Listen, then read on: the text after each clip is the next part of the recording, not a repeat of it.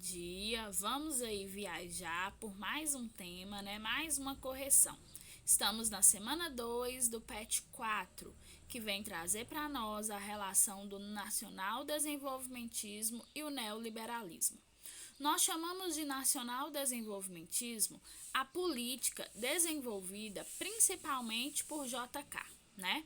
A política varguista também enquadra, mas é mais com a postura nacionalista.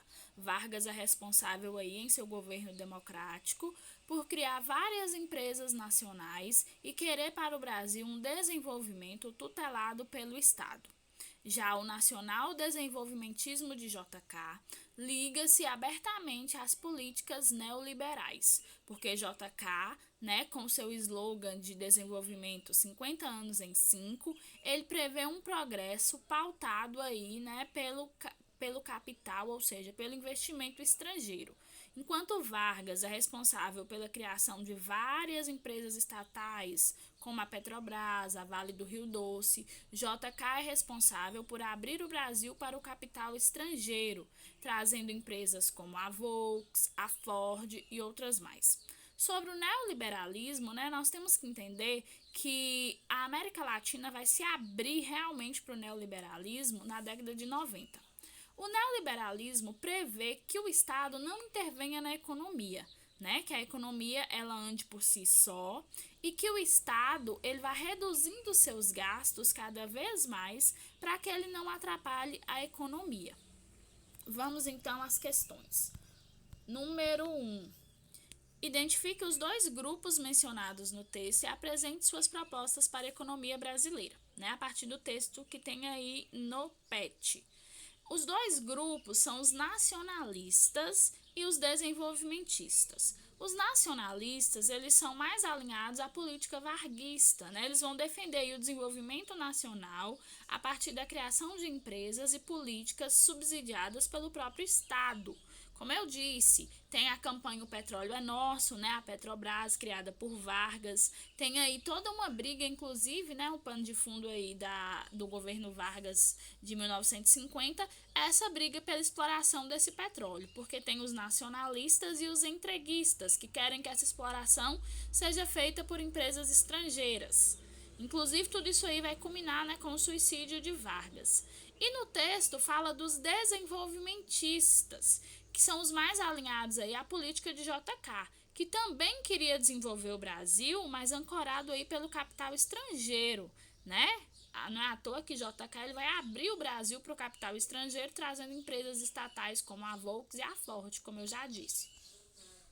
Número 2. Durante o período conhecido como Era Vargas, houve a criação de uma infraestrutura para a instalação de indústrias no Brasil. Para Vargas, era necessário proteger e desenvolver a produção nacional.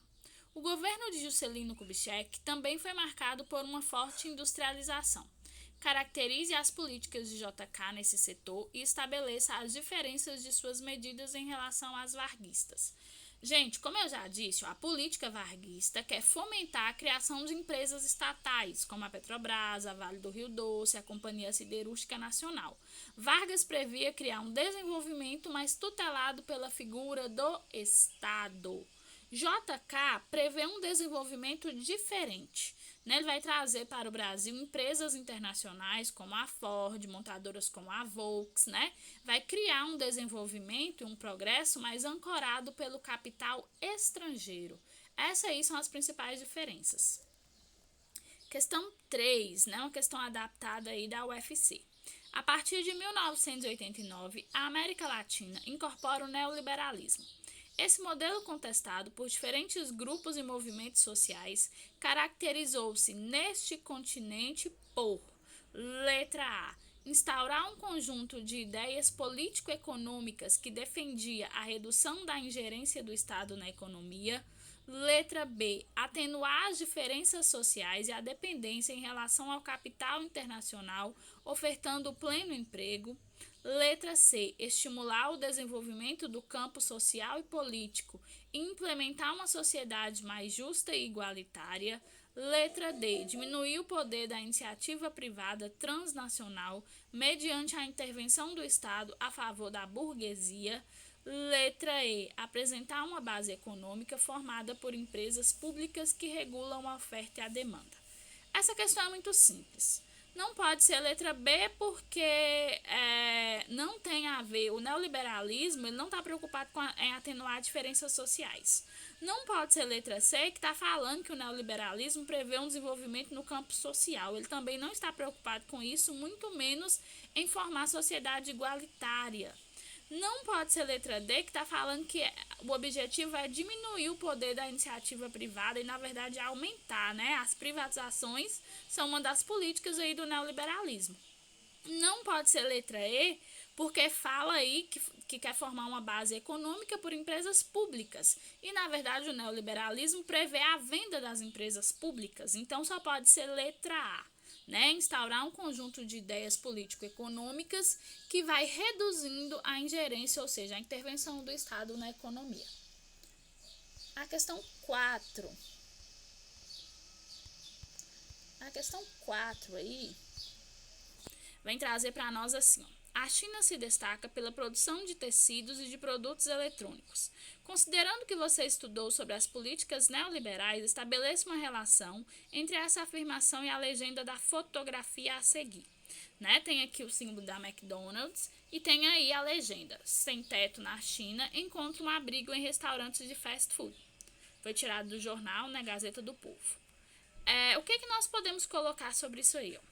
Nós podemos ver a partir dessa imagem que a China hoje, né, é um dos países, uma das economias mais fortes do mundo.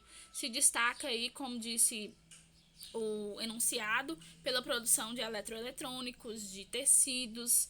Só que aí nós podemos perceber o seguinte, que as políticas neoliberais, elas não concentram seus esforços em reduzir a desigualdade ou fazer justiça social, né? Olha aí, na China, né, considerada uma potência econômica mundial, as pessoas estão dormindo aí, ó, na beira das lojas, né, de fast food. Por quê? Porque esses gastos que são diminuídos aí em relação ao Estado e à economia não é investido na população, não proporciona um desenvolvimento econômico na prática. Então, por exemplo, a China é uma potência, mas sua população muitas vezes vive na miséria.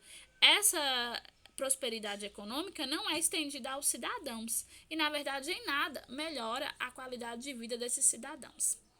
Pessoal, fechamos mais uma viagem na história. Espero que vocês tenham aprendido bastante. Corrijam e enviem as fotos. Um abraço e até a próxima.